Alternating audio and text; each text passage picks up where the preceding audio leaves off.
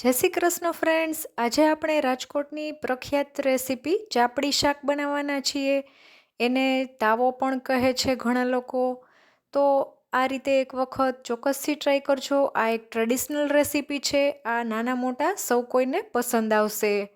તો એના માટે મેં અહીંયા ઘઉંનો જાડો લોટ આવે છે એ લીધો છે, 3 વાટકા જેટલો.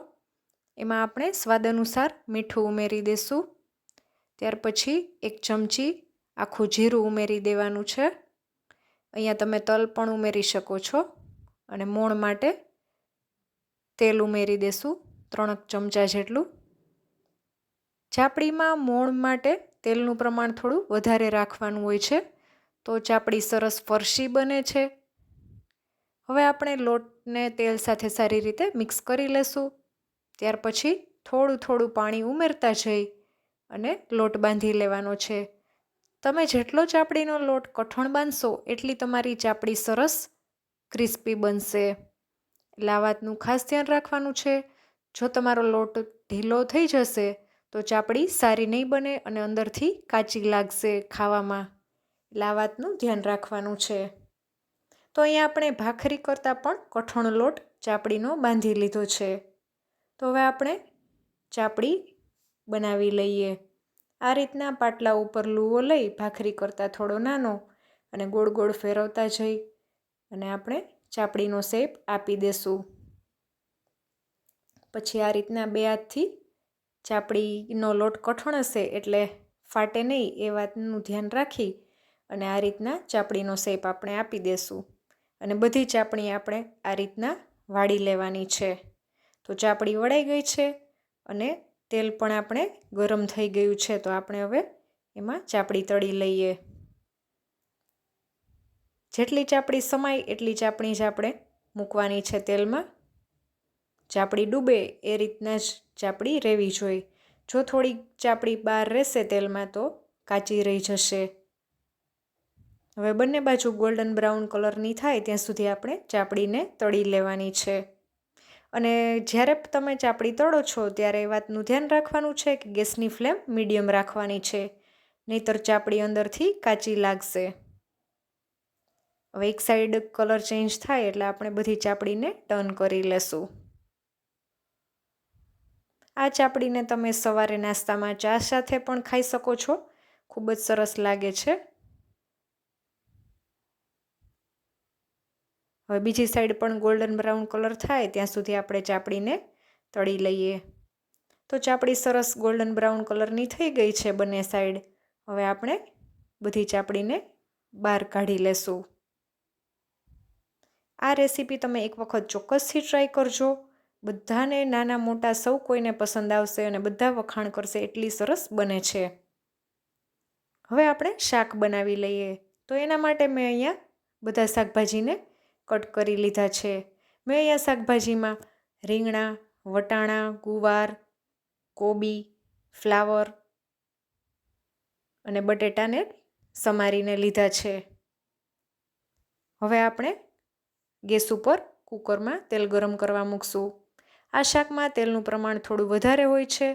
તમારે ઓછું રાખવું હોય તો પણ તમે રાખી શકો છો. તેલ ગરમ થાય એટલે 1 ચમચી જીરું, અડધી ચમચી હિંગ અને ત્યાર પછી 2 ઝીણી સમારેલી ડુંગળી ઉમેરી દેશું અને સારી રીતે મિક્સ કરી લઈએ.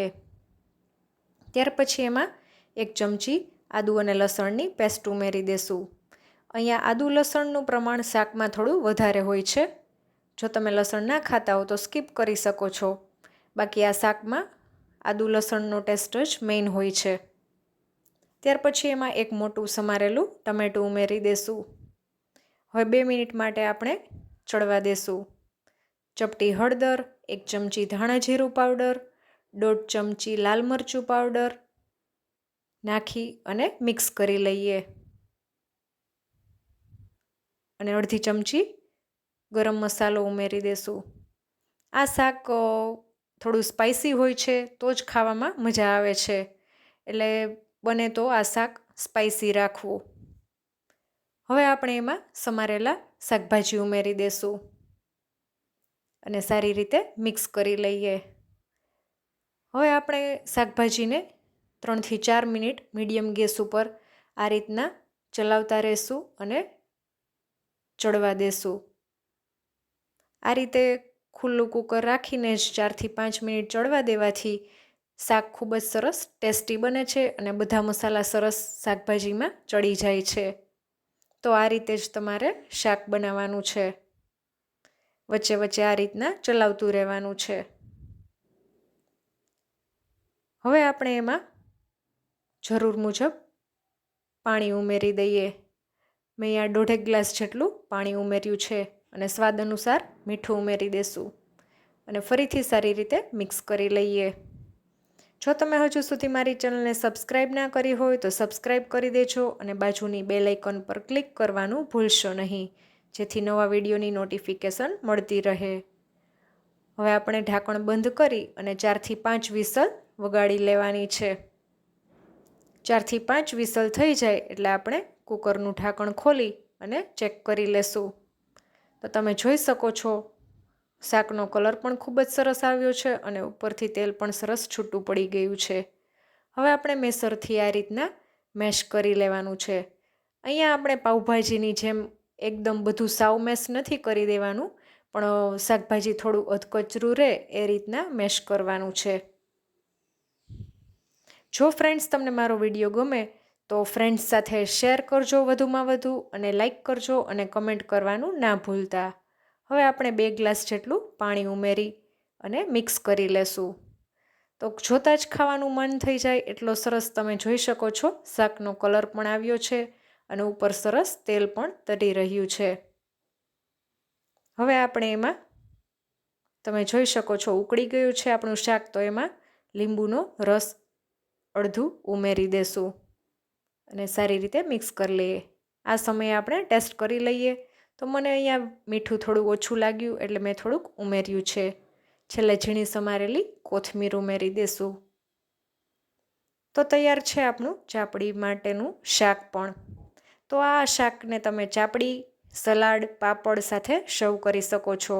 ફરી મળીશું નવા વિડીયો સાથે. ત્યાં સુધી આવજો.